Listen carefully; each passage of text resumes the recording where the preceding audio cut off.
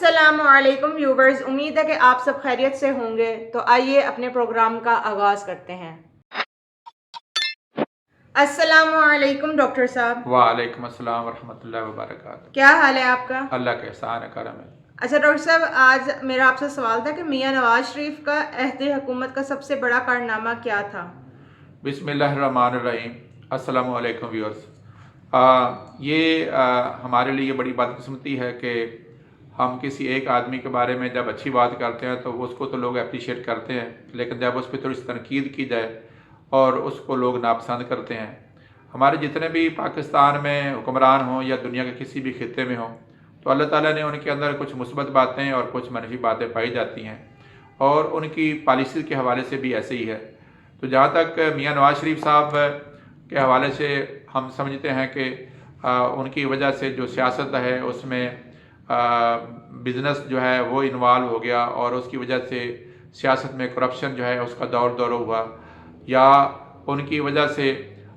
دیگر جو اس طرح کی چیزیں ہیں وہ آئیں اور غریب طبقہ جو ہے وہ پس کے رہ گیا۔ تو لازمی ہمارے جب بزنس بڑھتا ہے تو اس سے بھی جو معاشی حالات ہیں لوگوں کے بہتر ہوتے ہیں، تو کاروبار بڑھتا ہے، اس کی مثبت بات یہ بھی ہوتی ہے۔ لیکن سیاست کے اندر جو خاص طور پر پیسہ آیا تو وہ ایک نیگیٹو بات تھی۔ اس کے ساتھ ساتھ میاں صاحب کے دور کے میں سمجھتا ہوں کہ جو اگر بہتر جو کام ہے، سب سے جو بڑا کام ہے، وہ تو میں سمجھتا ہوں کہ وہ پاکستان کے وہ ایٹمی دھماکے تھے۔ جب انڈیا نے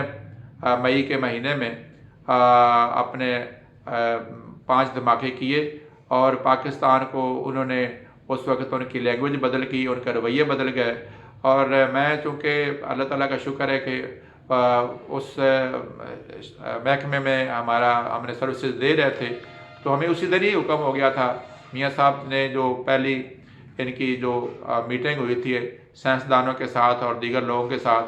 تو یہ بات طے ہو گئی تھی کہ جی آپ نے دھماکے کرنے۔ میں سمجھتا ہوں کہ یہ میاں صاحب کا ایک بڑا دلیرانہ فیصلہ تھا۔ گو کہ ایٹمی بم جو ایٹم بم کے جو ہمارے کولڈ ٹیسٹ تھے پاکستان کنڈکٹ کر رہا تھا، اور یہ غالباً 1984 میں ہی یا 1981 میں پاکستان اس کیپیسٹی میں تھا، یہ کیپیبلٹی پاکستان حاصل کر چکا تھا ایٹمی، لیکن چونکہ اس کا ہارڈ ٹیسٹ ہوا نہیں تھا، اور ہارڈ ٹیسٹ کے بغیر جو ہے وہ آدمی کوئی فائنل کنکلوژن پہ نہیں پہنچتا۔ تو میں سمجھتا ہوں کہ انڈیا نے پاکستان کو ایک موقع مہیا کیا کہ پاکستان بھی اپنی اس صلاحیت کو ٹیسٹ کر سکے، اور میاں صاحب کے اوپر اس وقت بلا شبہ دنیا کا بہت بڑا دباؤ تھا، امریکہ کا اور دیگر مغربی قوتوں کا،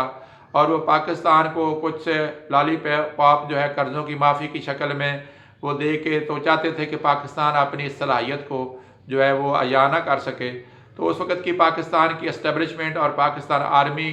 اور میں سمجھتا ہوں کہ پوری پاکستان کی جو سیاسی اور غیر سیاسی جتنی بھی قوتیں تھیں، ان کی طرف سے بھی حکومت کو ایک بڑی اشیر بات تھی، اور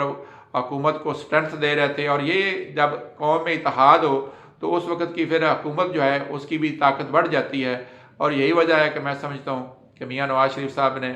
انڈیا کے دھماکوں سے ایک دھماکہ زیادہ کیا، اور پاکستان نے اپنے صرف یہ نہیں کہ ہارڈ ٹیسٹ کیا تھا، بلکہ پاکستان نے اپنے ویپن ٹیسٹ کیے تھے، اور اللہ تعالیٰ کے فضل و کرم سے پاکستان نے دنیا کو بتا دیا کہ وہ اپنے کمپیکٹ اپنے جو ویپن بنا چکا ہے وہ اس قابل ہیں کہ وہ دنیا کے کسی بھی اچھی ٹیکنالوجی کا مقابلہ کر سکتے ہیں، اور دنیا کی تاریخ میں پاکستان جو ہے 7ویں ایک ایٹمی قوت کے طور پر ابھرا۔ بلا شبہ اس کے بعد پاکستان کے اوپر بہت ساری پابندیاں عائد ہوئیں، پاکستان کے لیے حالات مشکل ہوئے، اور میاں نواز شریف صاحب کو ان چیزوں کا ادراک تھا، اور پاکستان کے عوام کو بھی اور پاکستان کی اسٹیبلشمنٹ کو بھی اس کا احساس تھا۔ تو اللہ تعالیٰ کا ہم جس قدر شکریہ ادا کریں اور اس کے بارگاہ میں جتنی پیشانی جھکائیں وہ کام ہے۔ انڈیا کی اس کے بعد جو وہ ہمیں دھمکیاں دینے کی جو طاقت تھی وہ ختم ہو گئی، اور اس پورے خطہ جو بر صغیر کا ہے، اور بالخصوص مسلمانوں کے لیے ایک ایٹمی طاقت کا بن جانا پاکستان کا، پوری دنیا کے غیر مسلم قوتوں کو یہ ایک میسج تھا کہ اگر آپ لوگ جو ہے مسلمانوں کو تنگ کریں گے تو یہ چیز آپ کے لیے بھی استعمال ہو سکتی ہے۔ اور آج میں سمجھتا ہوں کہ اگر امت مسلمہ کاش اللہ تعالی ہمارے ان حکمرانوں کو سمجھ عطا فرما دے،